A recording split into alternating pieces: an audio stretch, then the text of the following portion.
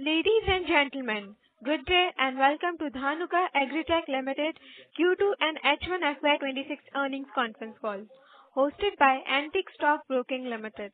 As a reminder, all participant lines will be in the listen-only mode, and there will be an opportunity for you to ask questions after the presentation concludes. Should you need assistance during the conference call, please signal an operator by pressing star, then 0 on your touch-tone phone.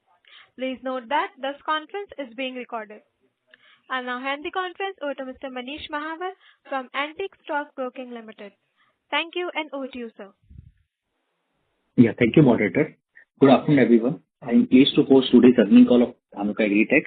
We have leadership team represented by Mr. N.K. Dhanuka, Chairman, Mr. Rahul Dhanuka, Managing Director, Mr. Harsh Dhanuka, Executive Director, and Mr. V.K. Bansal, CFO on the call.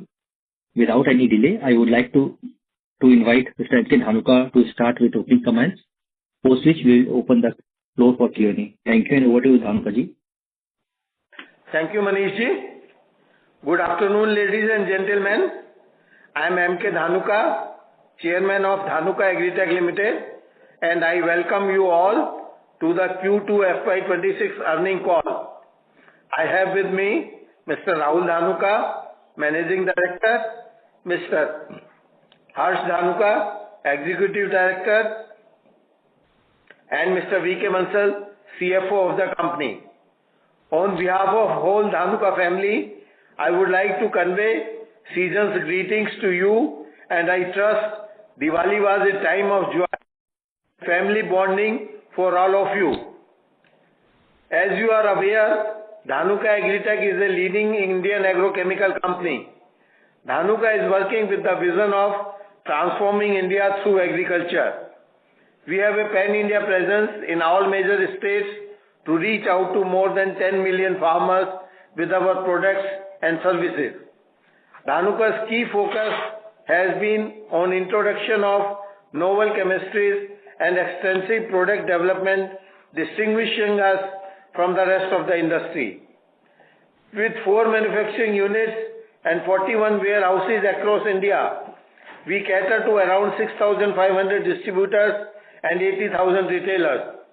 Dhanuka has a strong sales and marketing team to promote and develop new products. Dhanuka, with 2 R&D laboratories, has world-class NABL accredited laboratories as well as an excellent team for new product registration and development. Dhanuka has international collaboration with 10 leading global agrochemical companies from Japan, US and Europe, which helps us to introduce the latest technology in India. During this quarter, abnormal and uneven rainfall distribution led to significant crop losses in various states. Some regions experienced excessive rainfall, while others faced deficient showers, creating uneven soil moisture conditions. Crops in waterlogged areas suffered significant damage, reducing the application of agrochemicals. These conditions delayed harvesting and the application of crop protection product. Limited pest infestation due to heavy rain, washing of the pest, resulting in lower demand for agrochemical products from farmers. We are happy to inform you that we have received the registration certificate of iflufenoquin for indigenous manufacture under Section 9(3), duly approved by the Secretary CIB and RC for use in transplanted paddy for the control of leaf blast and net blast. This product is introduced in collaboration with Nippon Soda, Japan. We have also introduced a biostimulant by the name Verdure recently to enhance our nutrition portfolio. We are soon expecting clearance of our existing biostimulant products as per the new government guidelines, and then we will start the sales of the biostimulants also, which is being stopped by the government of India due to some regulations. Further, I would like to share that we have started trial production of second product from the Dahej plant. We expect this product to help us increase the revenue from the Dahej plant. Also, our sales of bifenthrin technical from the Dahej is on track and in line with our annual objective. Now moving on to financial performance for the last quarter, our revenue from operations stood at rupees 598.25 crores in Q2 of FY2025-26 versus rupees 654.28 crores in Q2 of FY24-25. EBITDA stood at 136.73 crores in Q2 of FY25-26 versus rupees 159.58 crores in Q2 of FY24-25. Profit after tax stood at rupees 93.97 crores in Q2 of FY25-26 versus rupees 117.52 crores in Q2 of FY24-25. Zone share of turnover for Q2 of FY25-26. North India 30%, East India 13%, West India 24% and South Zone 33%. Product category wise share of turnover for Q2 FY25-26. Insecticide category 46%, fungicide 29%, herbicide only 9%. This is the herbicide category which has hit the top line of the company in this quarter to the maximum. And others is 16%. We consider ourselves responsible towards securing the farmers' welfare and preserving food security of the nation. We continue to strengthen our association with the agriculture universities, Krishi Vigyan Kendra and other critical institutions to impart knowledge and latest technology to the farmers. Thank you very much for your kind attention, and now we would like to open the forum to take the questions. Thank you. Thank you very much, sir. We will now begin the question and answer session. Anyone who wishes to ask a question may press star and 1 on their touchtone telephone. If you wish to remove yourself from the question queue, you may press star and 2. Participants are requested to use handsets while asking a question. Ladies and gentlemen, we will wait for a moment while the question queue assembles. The first question is from the line of Darshita Shah from DSP Asset Managers. Please go ahead. Yeah, hi, thank you so much for the opportunity. Hope I'm audible. My first question was regarding the second product that we are manufacturing at the Dahej plant. If you could share which product this is and what size are we expecting this to reach over the next few years? Yeah, thanks, Dakshita. This second product is difenoconazole, which we have started trial production and expecting to scale up as we stabilize this new product. The potential for this molecule we are right now restricting to India because for the international markets the cost from China is lower. So we are not planning to compete in the international markets. We believe for the Indian market the potential to be close to 200 metric tons. Okay, got it.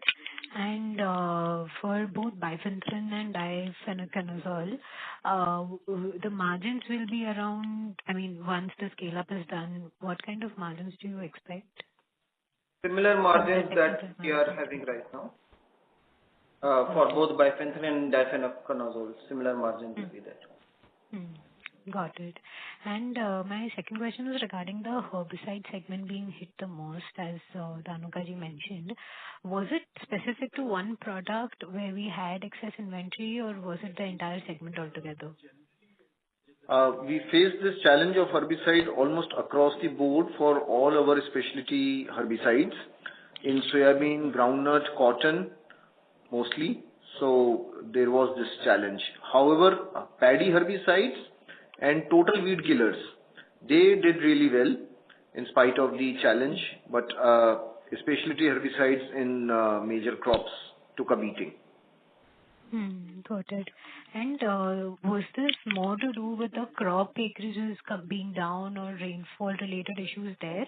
Or is it is it a more broader issue with respect to farmers shifting away from specialty products and going, using more of generic products considering the lower prices? So farmer has not shifted to generic products. That's not the case. What has happened is that in the earlier application window, it was a dry period in Q1, and subsequent application window, it did not stop raining. So farmer did not get an opportunity to apply the herbicides in cotton, soybean, groundnut, these crops. Got it. Farmer has certainly not shifted to generic choices. Farmer makes a decision based upon the weed profile and the right product. At Dhanuka, we are able to offer a spectrum of products, a choice of products within herbicide segment also to the farmer, depending upon the profile of weeds each farmer has. However, the climatic situation has not allowed an application window. Got it. That's clear. Thanks. And just one last question regarding sales returns. Have we taken all the impact of all the sales returns that we had to in the second quarter? And is the channel, how filled is the channel now specifically for Dhanuka, like for Dhanuka's products? Right. So talking about Dhanuka, we enjoy a very deep and intense relationship with our channel, and we work very closely with them in terms of rotating the unsellable inventory and giving them fresh product of what is going to come next. So we clean out our sales return as soon as possible and as fast as permitted, and then load the channel with what is coming next. Got it. Okay. That was very clear. Thanks. Thanks a lot. I'll get back in the queue. You're welcome. Thank you. Before we take the next question, a reminder to all, anyone who wishes to ask a question may press star and 1 on the touchtone telephone. The next question is from the line of Viraj from Sample. Please go ahead.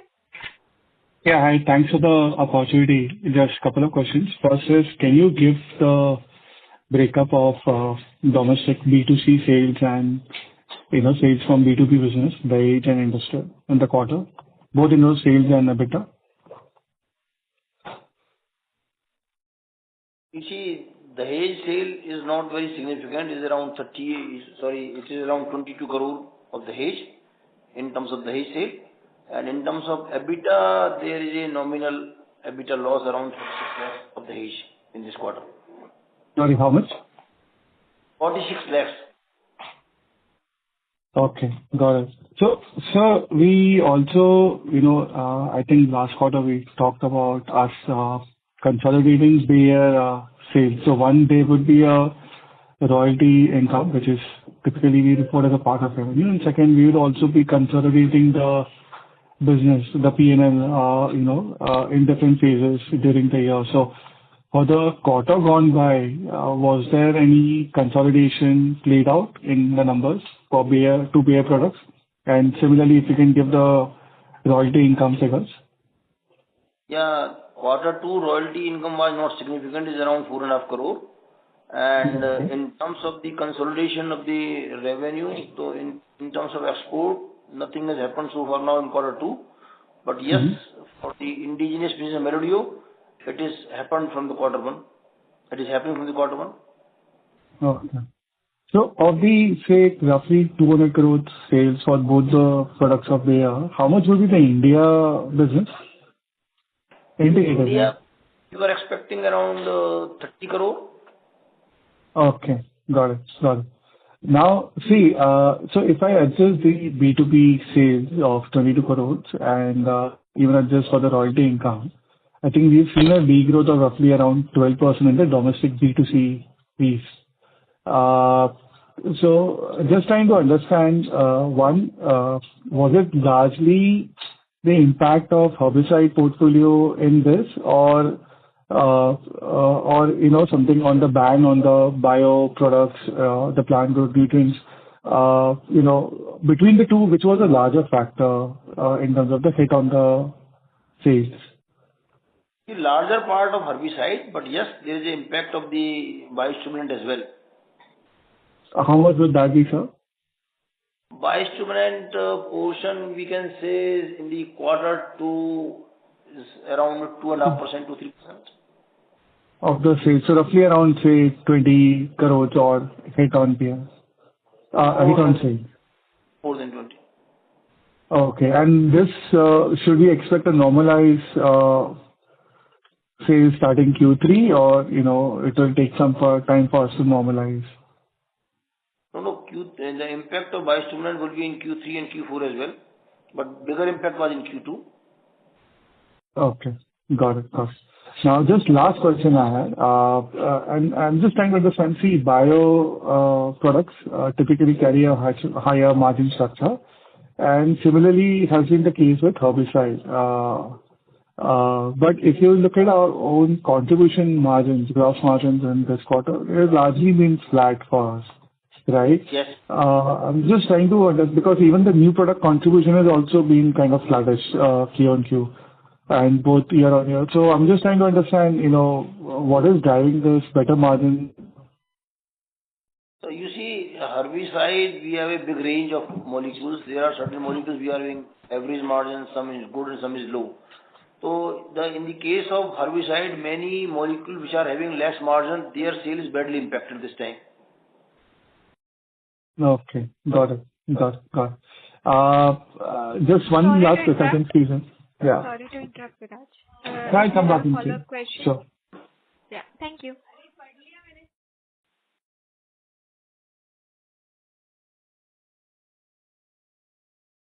The next question is from the line of Rohit Nagraj from B&K Securities.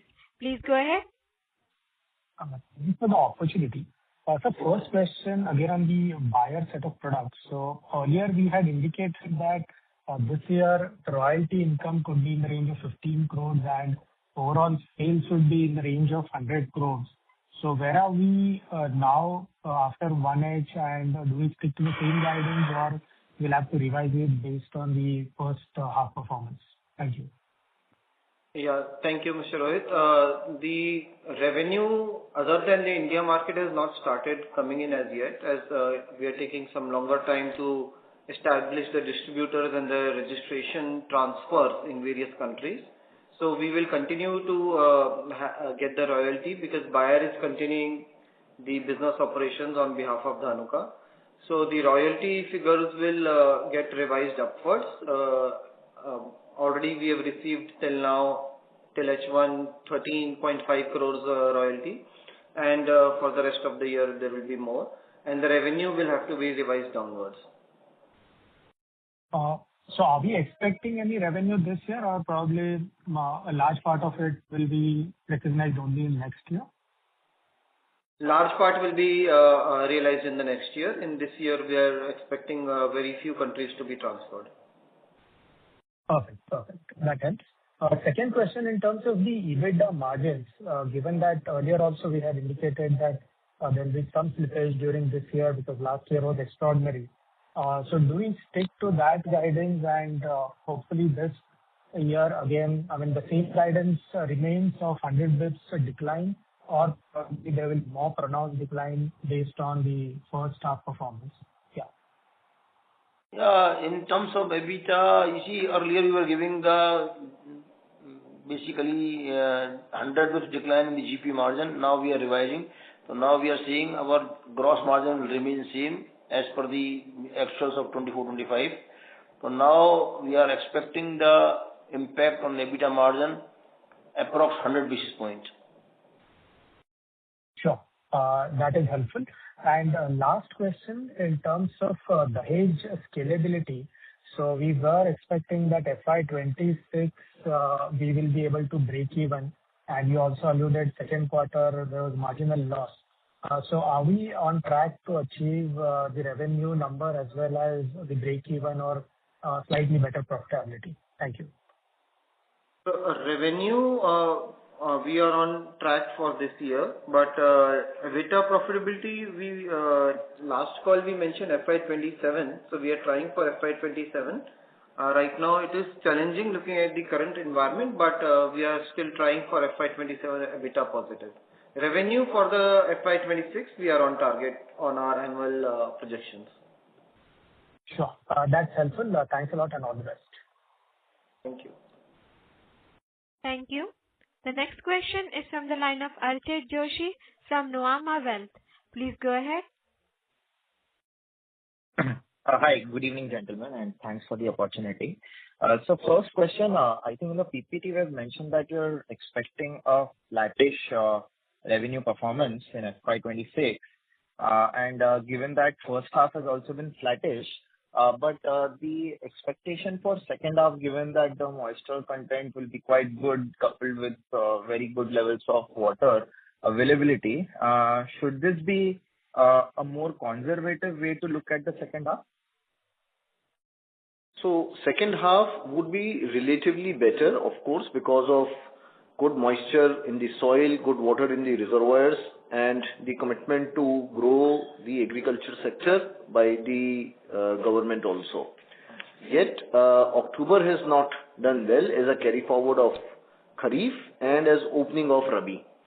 So with that, I think so we are well placed in terms of our initial forecast of H2, and I think so that's how it will be. October rainfalls and then add to it the impact of recent cyclone Montha that has really pushed forward the positive impact that Rabi should have started giving by now. Understood. So this judgment is basis what we are seeing in October, despite the macros in India still being very favorable. Is that right? Macros are absolutely favorable. That is one thing. And this judgment is not only based on the October situation, but the judgment is also based upon the change in the micro factors of the farmer's economy in short term.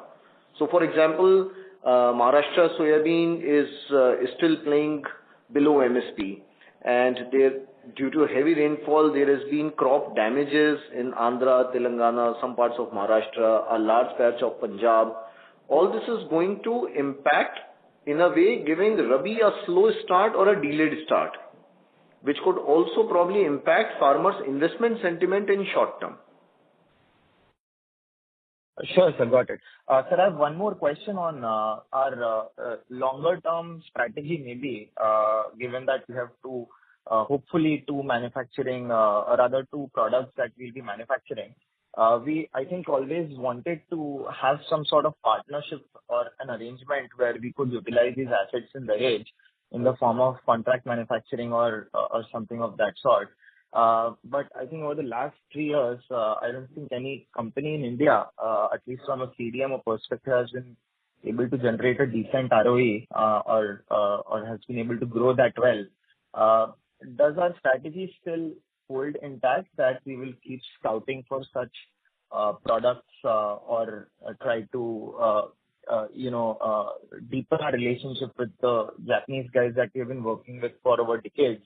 And should that translate to any material opportunity? So, given the industry dynamics, do we still wish to pursue that? If you may answer that. Thank you. Thank you for that question. Yes, we truly believe that India as a manufacturing opportunity, especially for chemicals and within chemicals, agrochemicals, is a bright and very lucrative opportunity. As we know, especially in Europe, US, Japan, all these locations, any new investments are very challenging. So a lot of manufacturing is already coming to India. Dhanuka has not been able to capitalize on such opportunities coming till now, but we are in constant communication with our partners. There are some green shoots which are visible, some discussions which are going on, and we are hopeful that in future we'll be converting some of these opportunities into business results. Sure, sir. One last one, if I may squeeze in. The Bayer arrangement that we have had, I don't think that exactly falls under the gambit of, doing any toll manufacturing or contract manufacturing. So such kind of opportunities also would be welcome, given that I think the margin profile of these two generic products was a tad lower than, what generally companies make in CMO or CDMO. Would those also be evaluated in the future? That would be my last question, and thank you. We are not closed to such opportunities in the future. We can explore depending on what kind of opportunity comes our way. In this, yes, contract manufacturing is not there, but definitely we will be manufacturing at least one of the products in Dahej in the future.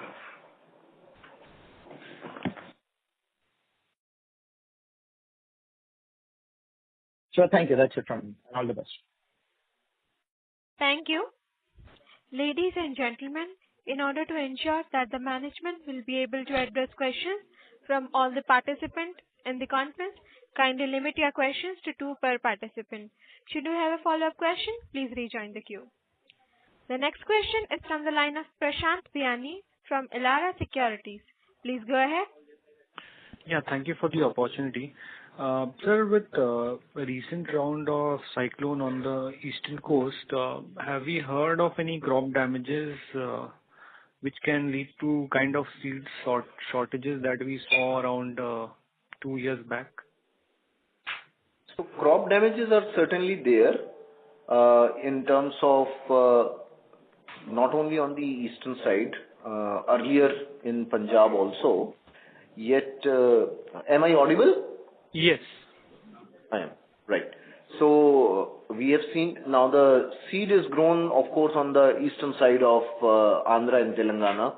So there could be some impact. Yet, as of now, we have not heard of any seed production damage or the impact, which is on the eastern side, yet away from the coast.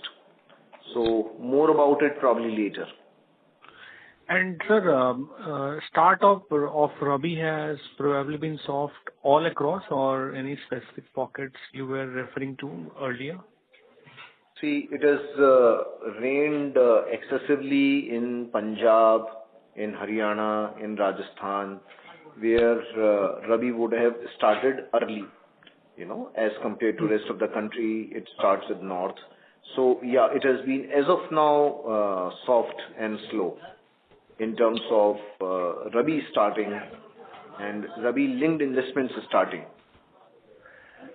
Sir, just lastly, typically crops grown in north, primarily wheat and all, if there is continuous drizzle in pockets, say maybe in some weeks or so, due to intermittent La Nina formation, would those kind of rainfall be negative for the crop quality? It really depends upon when it is happening. So, any rainfall after the sowing is like really, really beneficial to the north crops. And any rains almost for 30-40 days will only bring cheers to the farmer in the wheat belt. So in the mustard belt, in the gram belt, which is the Bengal gram. So all this is after sowing. If it's raining, no harm. But when it rained in October, when it was the peak of paddy harvesting, harvested paddy in the fields, ready to harvest paddy, mandis full with tea. So all that was like really difficult and challenging for the farmer, which has slowed down the harvesting activity, which has slowed down the cleaning the field activity, which will delay the payment rotation and cycles. So all that is, kind of pushing the Rabi forward. Sure, sir. Thank you so much for your time. You're welcome. Thank you. The next question is from the line of Himanshu Upadhyay from Streetfort Investment Managers. Please go ahead. Yeah, hi. Good evening. I had a question. At the point of the 2 brands acquisition from Bayer, we had thought of getting one product manufactured in India. What is the progress here, and by when do we think we can start the manufacturing? Yeah, so out of the 2 products, Iprovalicar, we are planning to manufacture in India, and this will start in FY27. Okay. Okay. And second question is slightly broader in term. In last 5-6 years, we have been working on two ventures, okay, or two efforts. One is backward integration and getting more backward integrated. And second is acquisitions like Bayer's or brand and to grow our exports business. What is the thought process on evaluating opportunities now after both these two steps and having tested some time in the market? What will be our strategy, and are we still thinking of acquiring brands, or you think it is still time to make a clear judgment? And also on the backward integration part, where are we in that whole journey? Well, we are in a growing market. Sorry, I missed your last point. No, so where are we in our thought process now on both these things? Right. So we are in a growing market, and these are all growth opportunities, which we are trying to capitalize. Yes, all these opportunities, as you would appreciate, are relatively having a long gestation period. So that goes with that. We have not only a debt-free balance sheet, we have a significantly strong balance sheet, which positions us well in terms of continuing to explore backward integration as well as acquisition opportunities.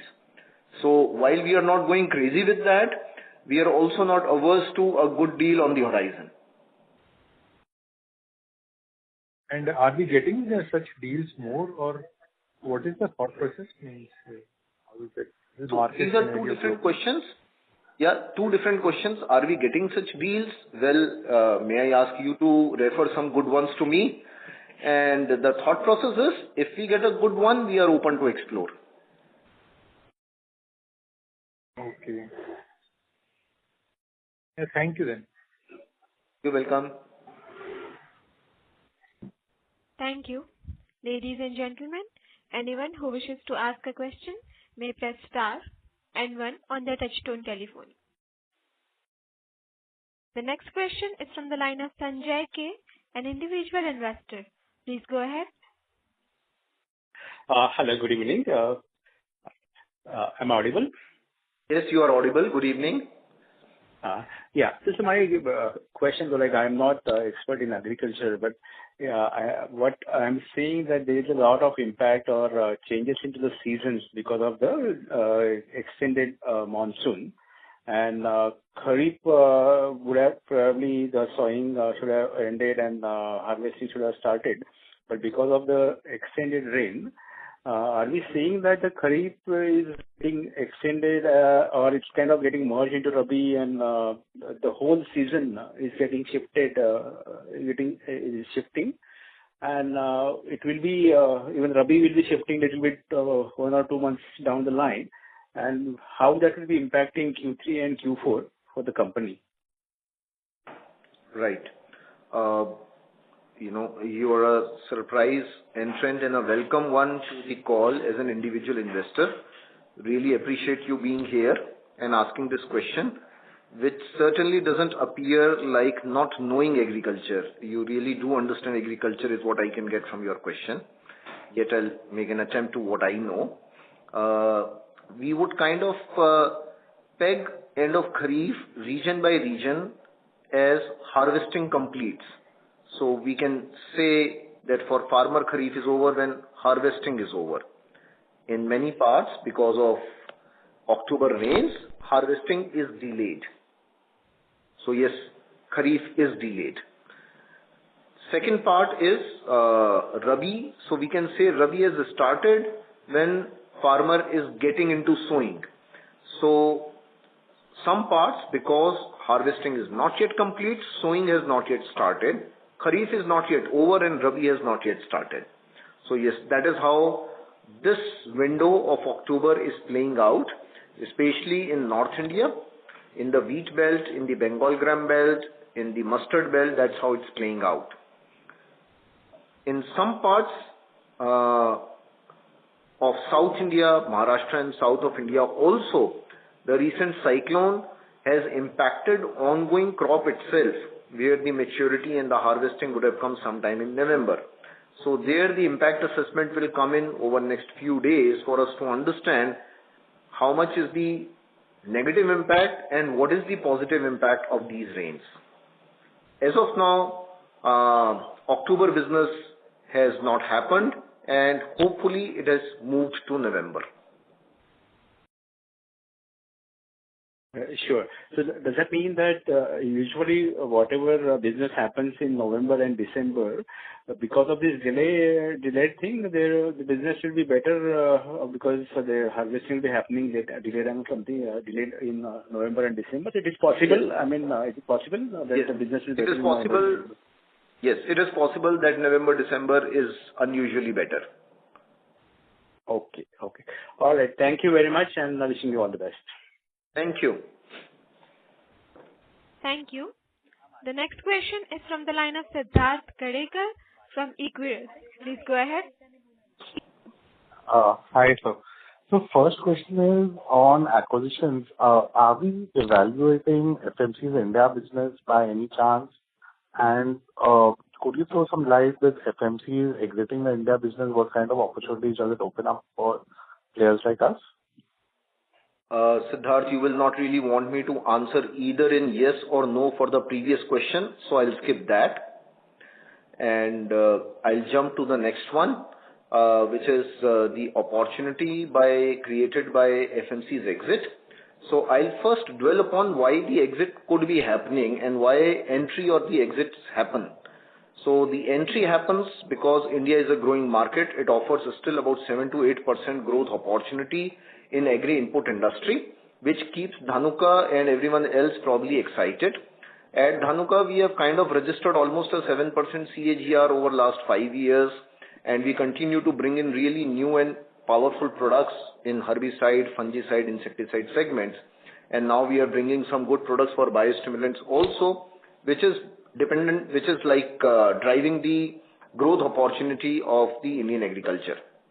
Yet, the market dynamics of managing a difficult season in terms of inventory as well as in terms of receivables is what decides your cash flow, what decides your working capital, the business prudence, ability to manage the downside is what would probably differentiate in terms of who will survive and who will not. Correct. So just one more follow-up question on this. So in terms of FMC, is the brand value still very relevant in the market for someone to hire that brand, or the acquisition in your sense would be more for the newer products? I would really have to resist answering that, Siddharth. Commenting on another organization is not a usual practice with Dhanuka. Okay. So secondly, on difenoconazole, just wanted to know that in terms of sourcing the raw material, we would be sourcing the raw material from India, or we would be dependent on China on that? And how many steps are we going to be doing in India? Yes, so the raw materials are being sourced from China. We are doing currently 4-step process. We're starting from N-4, and we are also evaluating developing some suppliers for the raw materials in India. Got it. Thank you so much. Thank you. The next question is from the line of Bhavya Gandhi from Dalal and Broacha Stock Broking Private Limited. Please go ahead.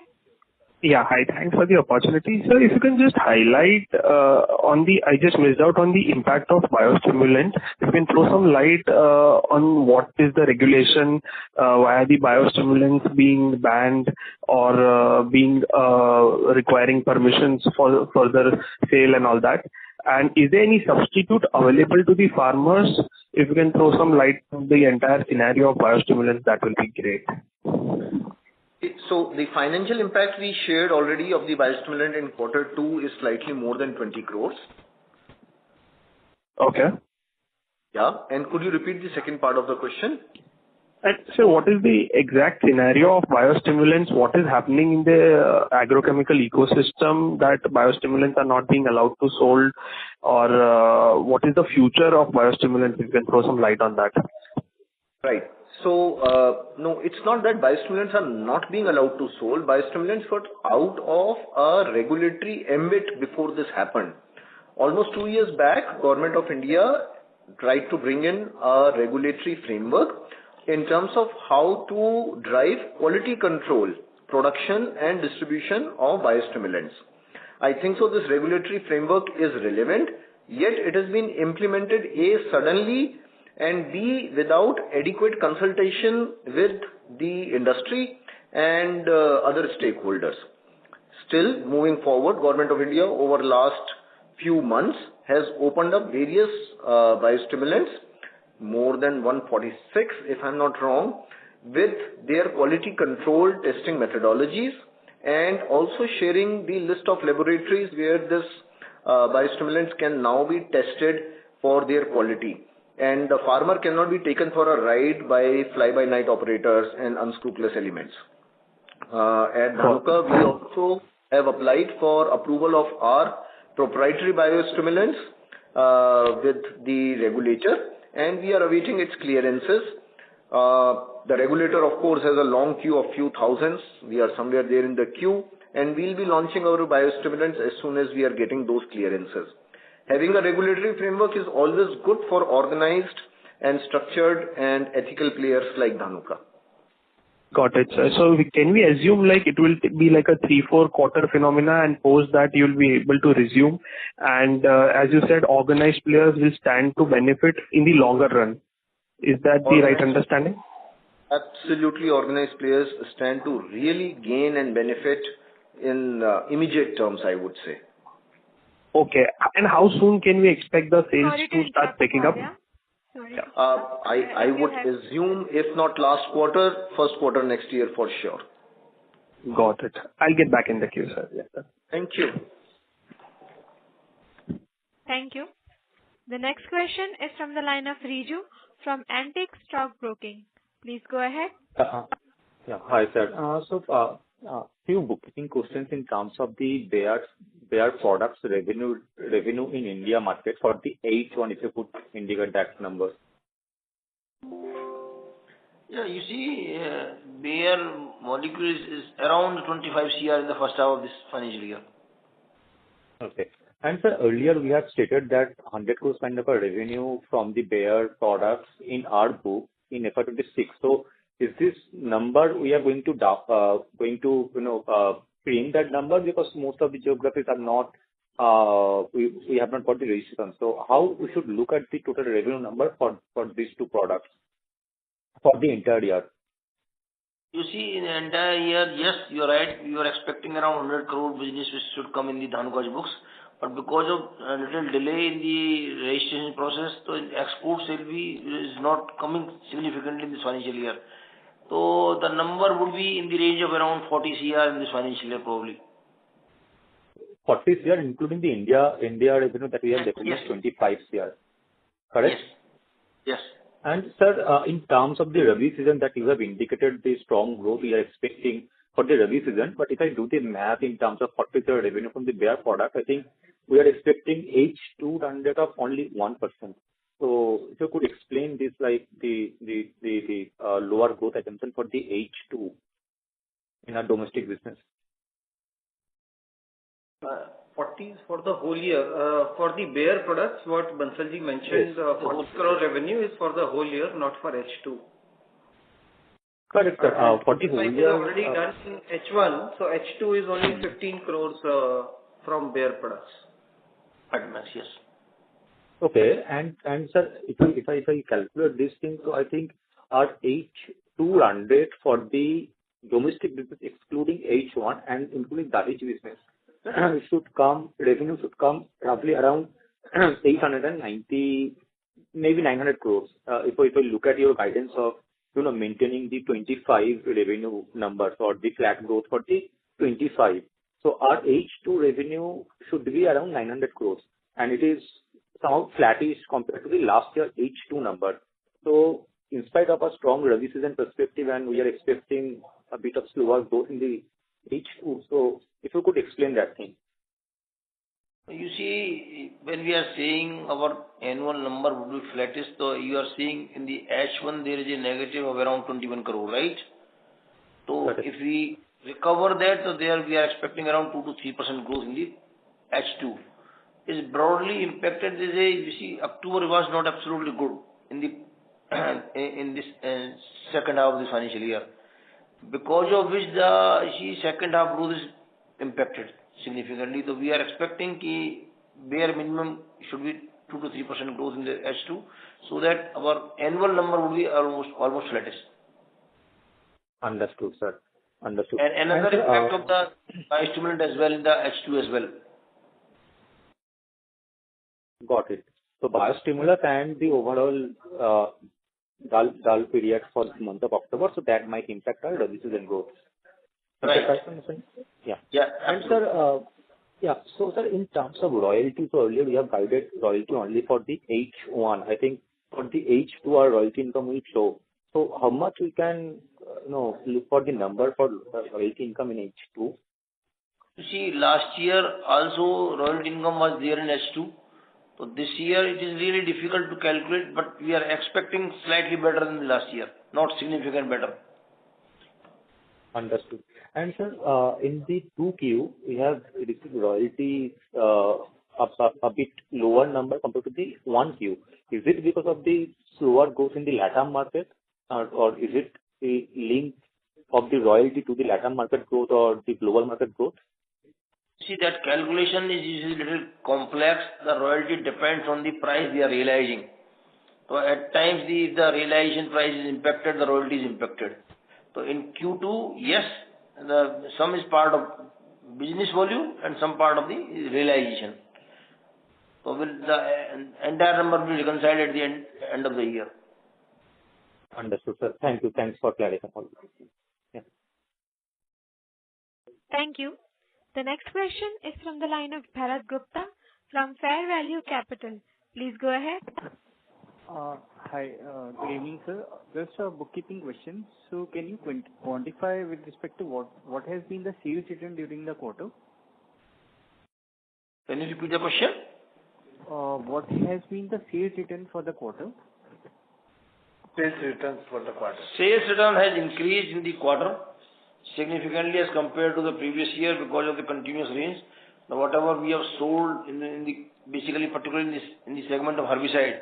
So herbicide material, the herbicide return has increased significantly in quarter 2. Any approximation, like in terms of percentage of sales, what will be the figure? In terms of percentage of sales in H1 is around 2% increase of the sales, as against 11% is around 13.5% type. Overall 13.5% of the overall sales, right? Yeah. Okay. And sir, with respect to, like you also mentioned that there will be a stretch with respect to the collection cycle. So can we see that there will be an increase in the overall working capital requirement for the financial year? Well, that may not happen because we'll be kind of managing our working capital really up close and tight. So, may not be. Sure, sir. These were my only questions. Thanks. Thank you. Thank you. The next question is from the line of S. Ramesh, an individual investor. Please go ahead. Good evening and thank you very much.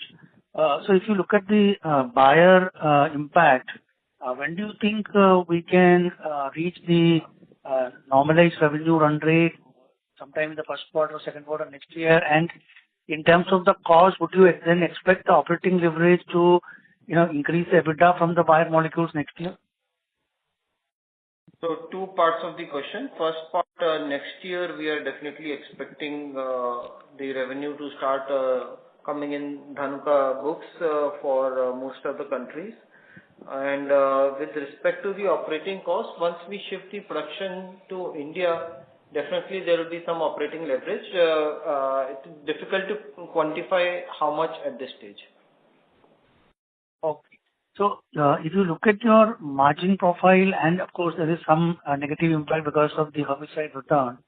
So how are you seeing the current Rabi prospects actually see demand from the dealers and customers, given the good soil moisture and the northeast monsoon? And if you assume normalized season next year, would you see an improvement in the growth rate for FY27 over the full year, assuming that all these seasonal negative impact we saw in the first half is evened out next year? How do you see that? Yes, the negative impact of Kharif would have evened out probably by another month, and we are looking at a really upbeat Rabi to begin with. And then, of course, the macros of the Indian economy, especially the rural economy and the agriculture ecosystem, is like really positive. So we are looking forward to a great 26-27 in any case. We are committed to our investment. Yeah, so can you also then... Sorry, yeah. So we are committed to our investments, we are committed to a growth plan, and we are committed to bringing in new products as we move forward. So if you do some crystal ball gazing, obviously this year you see some attrition in margins. So assuming all these positives kick in FY27, including the buyer ramp up, can we expect the margins to possibly go back to FY25 levels and 20-21%? Is that possible? Or will it take slightly longer? Ideally, it should be. Still a bit too early for me to answer that. I am looking forward to have you again in our February call. Okay, fair enough. Thank you very much, sir, and wish you all the best and the best of season. Thank you. Thank you. Thank you. The next question is from the line of Viraj from Simple. Please go ahead. Yeah, hi. Just few questions. So if I look on an annual basis, what will be the contribution from bio and PGR products?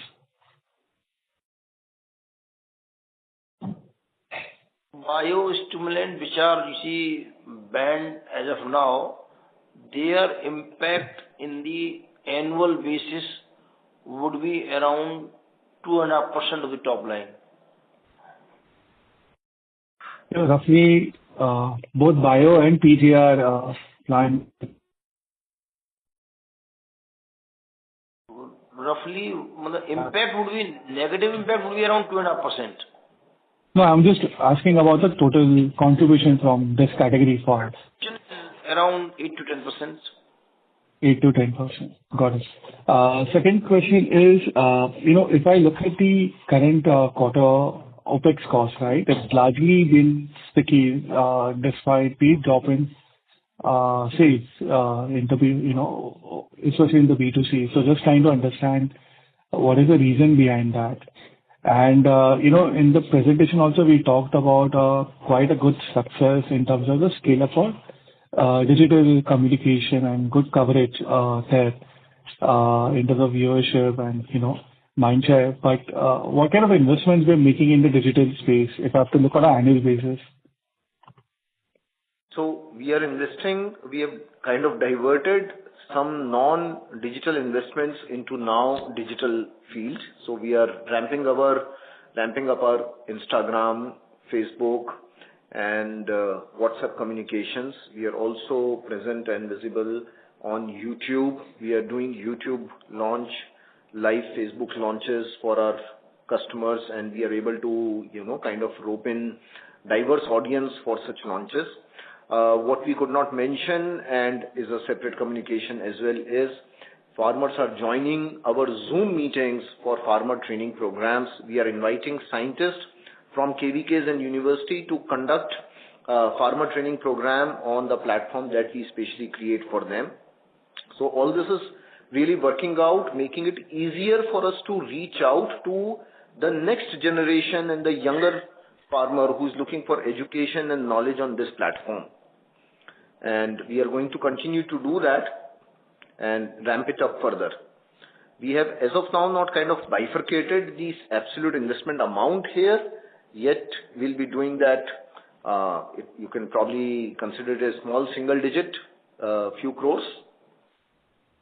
Okay, but in the OPEX cost for the quarter, it's largely been flat despite the drop in sales. So any one-off there? I mean, I'm just trying to... Yeah, you see, the expense is flattish in the sense that there are certain head where the expense is increased, but because there is a decline in sales, so there is a significant reduction in the freight and cartage cost and the C&F commission. But increase in the advertisement, publicity and other expenses, there is increase. But overall marketing and other expenses appears to be flat. Okay. Just last question for you, Mr. Dhanuka. See, in few quarters back, we talked about us evaluating, whether we want to have a much more larger play in the ag input value chain. So we started with, we have been doing the domestic B2C and then now with exports and even the B2B domestic business, the cash acquisition will just keep on increasing year by year. So any thoughts we now have formed up in terms of what we want to do in terms of Dhanuka's play in the broader ag input value chain?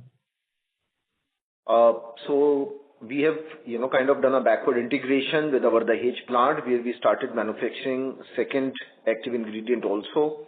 We have increased at Dhanuka our B2B and then export foothold. Then we have acquired 2 brands and global rights from Bayer Crop Science for Melidido and Tridimenol. Going forward, recent past, we have also worked very closely with Internet of Things, agriculture-based startup, which we are kind of recommending and promoting with horticulture crop for growers and farmers. We are working with a drone startup for delivering spray as a service to the farmers of Punjab, Haryana and Karnataka. And of course, going ahead, there are many more opportunities for us to explore and upgrade the value that we bring to the Indian grower and the farmer in the country.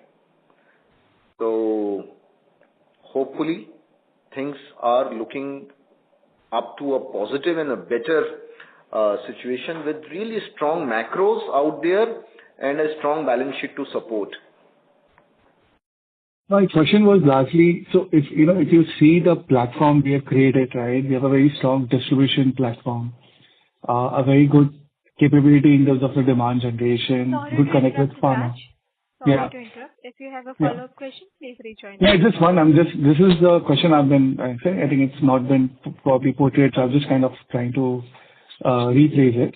So, the distribution platform is very strong. Farmer Connect is also, quite strong. And we have a very good capability and, in terms of demand generation. So do you think something of this can be leveraged, say, other ag input like seeds or, say, water-soluble fertilizers? Something of those extensions, is the other promoters now thinking of extending the portfolio to these categories also? So yes, absolutely. Our market reach and our Farmer Connect can certainly be leveraged for other egg inputs also. We have consistently added some of the products to our portfolio. For example, 3 years back, we added Mycore Super, a mycorrhiza offering, which comes as a fertilizer category. Then we had just launched Verdor, another fertilizer category, plant nutrition. And we are also exploring few product addition and few portfolio additions as we go ahead. So the funnel, a robust funnel and a very strong funnel is in place with really good processes of sales, distribution, collection and farmer education. We are going to leverage this funnel strongly. Thank you very much. Good luck. Thank you. Thank you. Ladies and gentlemen, due to time constraint, this was the last question for today. I now hand the conference over to the management for closing comments. Friends, once again, I would like to thank all the investors and the analysts for your support and confidence in Dhanuka. Now we will connect with you in the new year 2026 with Q3 results, which we hope to be significantly better than Q2 results. As we approach the dawn of a new year, we extend our heartfelt gratitude and best wishes for a 2026 filled with health, prosperity and shared success. May the coming year bring renewed energy, bold opportunities and continued growth for all of us. I reassure our stakeholders that we are committed to the task of transforming the landscape of agriculture and farmers in India. India का प्रणाम हर किसान के नाम. Thank you and goodbye until next time. Thank you very much, sir. On behalf of Dhanuka Agritech Limited, that concludes this conference. Thank you for joining us, and you may now disconnect your line. If you found this video helpful, please like, share and subscribe to Concall India for latest upcoming Concall.